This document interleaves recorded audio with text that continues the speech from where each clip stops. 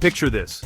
A buried treasure chest, not filled with doubloons, but with over 1,000 metric tons of gold, worth about 83 billion US dollars, hidden deep beneath the hills of Hunan province, China. That's the scene geologists are working with right now at the Wangu gold field, where they just dropped news of one of the biggest gold finds ever. Let's break down what this discovery actually means, because honestly, numbers this big are hard to wrap your head around. We're talking about more than 40 gold-bearing veins, some showing streaks of visible gold, at depths reaching 2,000 meters below the surface.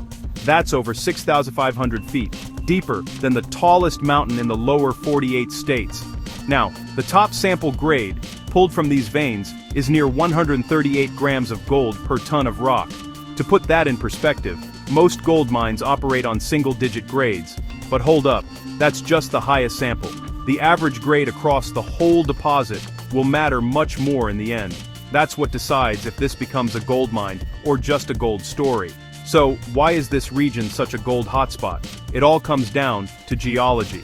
The Wangu field sits in the Jiangnan region, a zone where ancient continents collided, fractured, and made room for gold-rich fluids to work their magic over millions of years. Scientists say overlapping pulses of mineralization are what make the gold veins here so thick and persistent.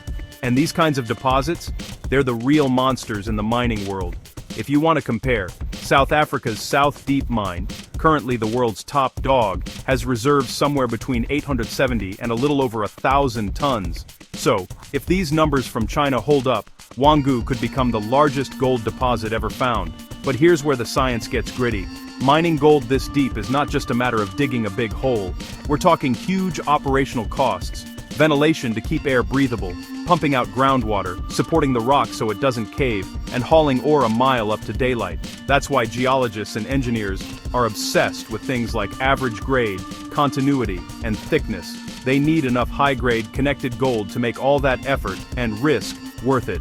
So, what happens next? Well, the initial numbers are just estimates. The team still has to drill more holes, run more assays, and update their 3D models.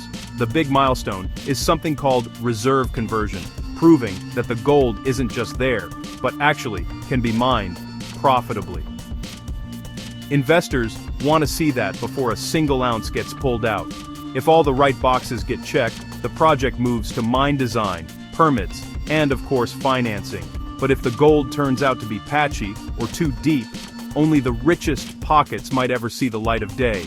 So, is this China's new gold rush? Maybe. The geology says yes, but the economics, well, that's still being written, one drill core at a time. If you love this breakdown, hit subscribe and stick around for more science stories that dig a little deeper.